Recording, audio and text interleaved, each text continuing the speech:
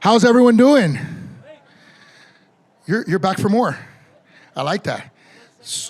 Good. That means I must have said something that connected with you. So you guys say Iowa nice, and I was telling the story about Miami Vice and how we've become now Miami nice based on our homicide rate. But I want to just start because I don't like to just give the same speech over and over and over again. I think for most of the candidates, you've probably heard that. I will talk a lot about my record. I'm going to talk a little bit about myself, and I want to talk a little bit about my vision for the future. But I want to start with civility because you mentioned it, and I think it's incredibly important. When I was a councilman, I realized that in the oath of office that I took, there was something missing. And so when I became mayor in 2017, I included a civility pledge as part of our oath because I do believe in civil discourse. And by the way, that doesn't mean that we agree. I've been married for 16 years. Enough said. That's all I gotta say, right? And I have two beautiful kids. We have parenting styles that are somewhat different. We love each other. I think she's one of my heroes. She's one of the best people I've ever met in my life. But sometimes we disagree, and the key is not being disagreeable. We can disagree. We don't have to be disagreeable. That's a lost art form in politics today. And if we truly care about making our democracy thrive and survive, we've got to get back to that. And it's okay, by the way, we can disagree vehemently. Let's just keep it civil. So a little bit about myself. My parents were kicked out of their country of birth by a communist dictator who said, give us all your property, give us all your businesses, and don't worry, we'll make everybody equal. Does that sound like a good proposition? Right. And he did. He made everybody equally poor and equally miserable. He destroyed their country. And so my grandfather, fighting for freedom, was jailed by Castro. His brother died in a Cuban jail. And my parents came here at 12 and 7, seeking freedom, prosperity, and opportunity. I'm their oldest child. My dad was the first Cuban mayor of Miami, and I'm the first Miami-born mayor of Miami. And I love this country. I think this is the best country on earth, and we should never, ever apologize for it. Thank you. We should never have to apologize, and we will never apologize for it under a Suarez presidency. But I'll tell you, as mayor, I confronted a very difficult situation, not too different from what's going on right now in Washington. Our city was broke. We had a 20% deficit difference between income and expenses, the exact same that we have at the federal government level. My city was poor, and my city was crime-ridden. Do you guys remember those, like I said at the beginning, those Miami Vice years, right? We had 300 homicides in a given year. Chicago, which has led the nation for 11 years in a row in homicides, had 700 homicides last year. You know how many we have year to date today in Miami? 17. 17. It's a 37% decrease from a 1964 per capita low. How did we do it? Shocking. We did not defund our police. We increased funding for our police. We supported our law enforcement. Shocking. They have the hardest job in America. There is no profession in America right now where people get paid less money with more scrutiny and more risk to themselves. Why don't we give them a hand of applause, please? Second thing I did in Miami was I inherited a bankrupt city, but we balanced our budget. Again, shocking. A shocking concept for the federal government.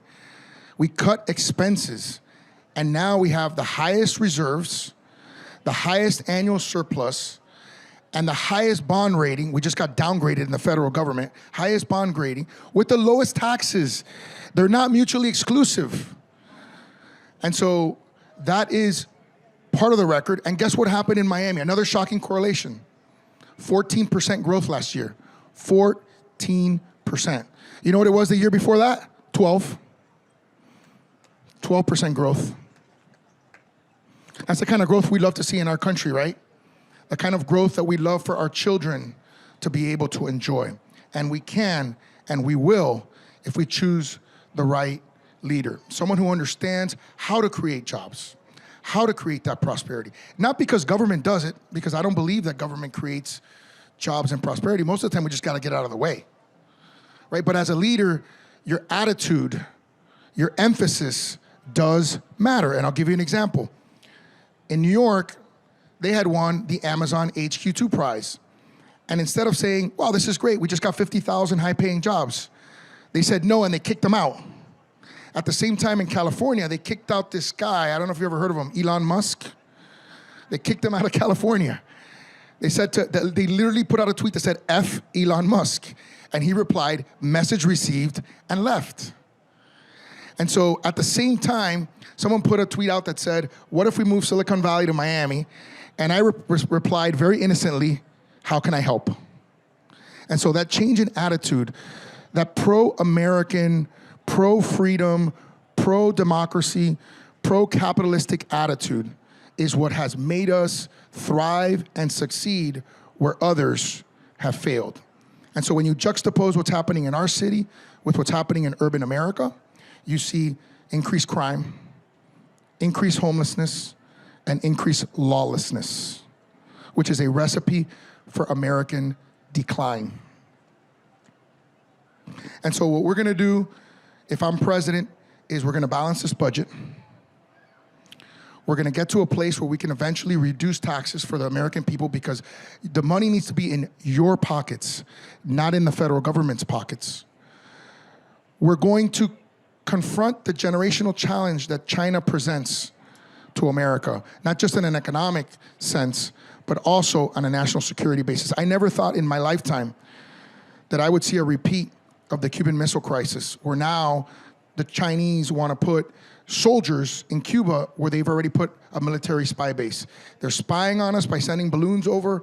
They're buying our territories. They're sending fentanyl into our country, killing 80 to 90,000 Americans a year. That's the equivalent of a 747 crashing every single day. When are we going to wake up and treat this as the crisis that it is? When it's too late? That's not the country I want my children to grow up in. I hope that's not the country you want your children to grow up in, because I think we see life similarly in that we view American prosperity as the single biggest force for good in the history of this planet. And so I'm blessed. I've done this, I'm running for president at an enormous personal sacrifice to myself, because I believe that I can win this race in 2024. Why do I think I can do that? Because I think there are 3 pockets of votes that I can get that I don't know that any other candidate can get. One of them is Hispanics. I'm the only Hispanic candidate from either party running. Thank you. And I'm not gonna call my brothers and sisters that are Hispanic Latinx, I can guarantee you that. Or I'm not gonna say that they're as unique as San Antonio tacos, okay? We're gonna win the Hispanic vote, which is 20% undecided. That's 60 million people in America. Do the math, guys. 60 million people in America, 20% of them are undecided. If the Republican Party wins a Hispanic vote, we win the 2024 election. The last 2 elections were decided by less than 100,000 votes, okay? The second one is cities. All major cities are blue, all of them. And you see what the effect of that is. Gun violence, homelessness, destitution. In my city, in my community, we were plus 30 for Democrats the year before I got elected.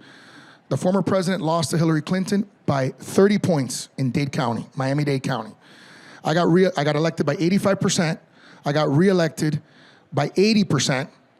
And the year after my reelection, in the midterms, we won Dade County by 10%, the Republicans. That is a 40-point swing, 4-0, 40-point swing in a major metropolitan area in this country. And the third thing is, which is unforgivable, is young voters. How can we lose voters under 30 to Joe Biden? How can we lose voters under 30 to Joe Biden? Well, that's right. If you give away the store. Exactly. But what we have to convince young people is that communism doesn't work. Waiving debt that they've accumulated doesn't work. It's never worked for the history of humanity. Bidenomics doesn't work. Whoever their branding person is needs to be fired, right? Bidenomics, Latinx. I mean, who is this person that's coming up with this stuff? Let's fire that person. I want to fire that person if I become president. We're not going to do silly brands that don't make any sense, that are not tied to reality, that are not tethered to reality and to American prosperity. And so for me, this election is actually simple. If you want to find a candidate that can win young voters, urban voters, Hispanic voters, win the GOP presidency, not just in 24, but for a generation, there isn't a better candidate available, period, full stop. And what I love about Iowans, aside from the fact that you guys allowed me to meet my first polling threshold, so thank you for that, I appreciate that, is the kind of people that you are. You're the kind of people that dig deep. You're the kind of people that care at a level that other people can't understand because you've always been first. You're the first to set the tone. And I love that. I love that. It makes me proud to be an American. I'll be honest with you. One of the biggest takeaways that I've had about running for president for the last 60 days, and my opponents have been national figures for many years. I've been a national figure for 60 days. So I'm competing from behind. But one of the things that have given me hope is coming here to this state and meeting you all. Regardless of whether I win or lose, I'm gonna go home knowing that this country is in good hands because Iowans start this process. And so I just wanna say thank you from the bottom of my heart. I really do. Being someone whose country was taken away from their parents, whose property was taken away from their parents, whose family was jailed, who understands the price of freedom, coming to this state and seeing the way you approach this process is so invigorating, is so inspiring that I just want to say thank you from the bottom of my heart. Thank you for this opportunity to convey to you why I think I'm the best candidate to lead and serve this country. Think about your children and think about your grandchildren and think about who is in the best position to create the kind of prosperity and economy that's going to give them the highest probability of success. May God bless each and every one of you. And I think I have some time for questions. You, sir. Mayor, it's been well documented that you admittedly voted for Barack Obama and Hillary Clinton. My question to you is, did you vote for Charlie Crist or Governor DeSantis? So I voted for Governor DeSantis, and the first part of your question is also wrong. I did not vote for Barack Obama, and I did not vote for Hillary Clinton. So whoever gave you that information, unfortunately, was not giving you accurate information.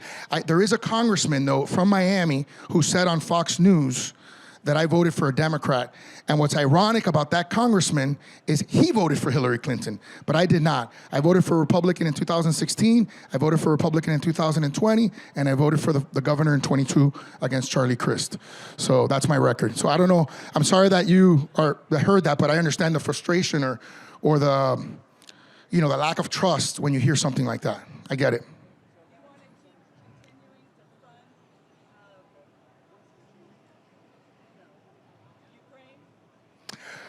Wow, that's the Ukrainian question is a tough question. I think we've given them $100 billion, which is more than the entire military spending budget of Russia in a given year. Russia's military spending budget is $80 billion. So we're at 125% of their entire military budget that we've given to Ukraine. I think there's a lot of concerns that we've seen in terms of them suspending the democratic process, concerns related to the accountability of those funds that are being used. The concern that I have on the other side, to be frank, is I've read a lot about Vladimir Putin. I don't know how much you guys have read about him. And it's very scary. And when you look back on history in World War II and you see what Hitler was doing, the way he was increasing his power, the way he was invading neighboring countries, it's sort of a tricky situation. Where I think we messed up is, and I said this at the beginning, is Biden's projection of weakness, right? Our incompetent withdrawal from Afghanistan, which projected our inability to have a stable government when we left, people dying literally on the wings of planes and leaving billions of dollars of military equipment. If you are Xi and you are Putin and you have territorial ambitions in your lifetime, because they're getting older, right? They're advancing in age. Does it get any better than Joe Biden for them? It doesn't. It doesn't get any better. And so I think that the next American president needs to start projecting American strength, and that will help resolve the Ukrainian conflict.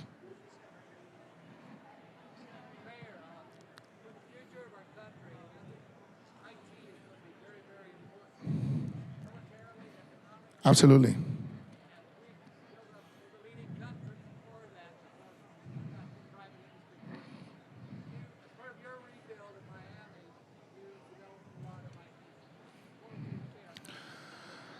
Well, we need to be the leader in technology going forward. It is literally existential for us.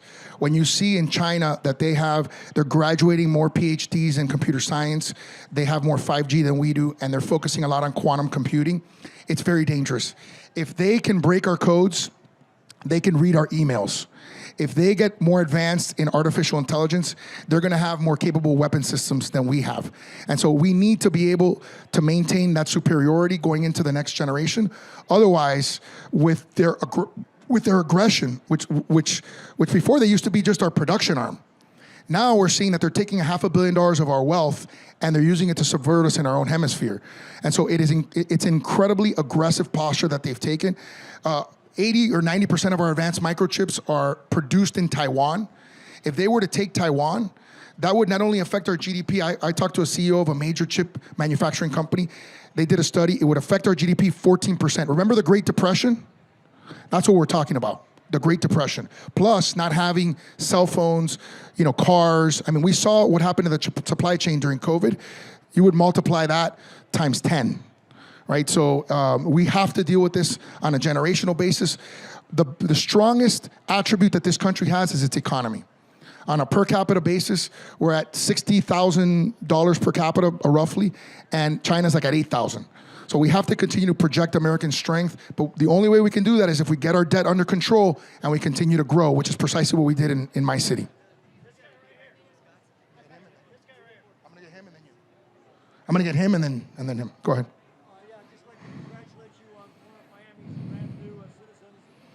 Lionel Messi. I do not, but I'll tell you this. I'll tell you why it's important and how it influences a presidential race. When you've got a player who can go anywhere in the world and is being offered billions of dollars, but chooses to be in the United States and chooses to be in Miami, it's because we are creating the best quality of life in the world. And that is what we have to do as a country, not just as a city. And the second thing I would tell you is when you think of me as a negotiator, right? Because, some of my opponents have, I've done well in the private sector, but they've done very well in the private sector. And their argument is, I'm a good negotiator. And I get that. If you've done well in the private sector, you can make that argument.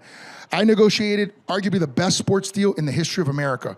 Okay, Buffalo just gave the Bills $1.4 billion for their stadium. Tennessee just gave the Titans $1.2 billion, and I think Nevada is going to give the Raiders $1 billion. We gave the Inter Miami team $0. They're going to pay us $2 billion in revenue. And they went out and got the best player in the world, so they're making our real estate more valuable. So it was a great deal that we did, and that will project out to how I do deals at the national level. Yes, sir. Yes. I used to be a Biden-Harris supporter until I talked to you, and you touched my heart. Thank you, sir. Take the pins off. I mean, it's that easy. Take the pins off. I want to give you a $1 billion tip. Okay. Okay. You get on the stage, you say, in honor of Martin Luther King, I want all of you to weed out hate and buy a rose and plant that rose, and we'll change America bit by bit. Thank you. I appreciate it. 1 minute. I got 1 minute. Guys, I just want to say, yes, ma'am, last minute. I'm having a lot of fun here.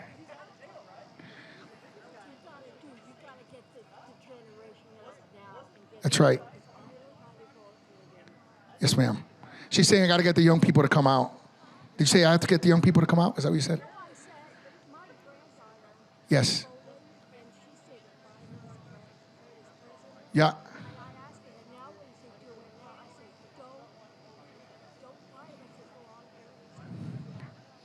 Thank you. I'm out of time. I was going to ask you for two things, your support and your prayers. Thank you. God bless you. Appreciate you.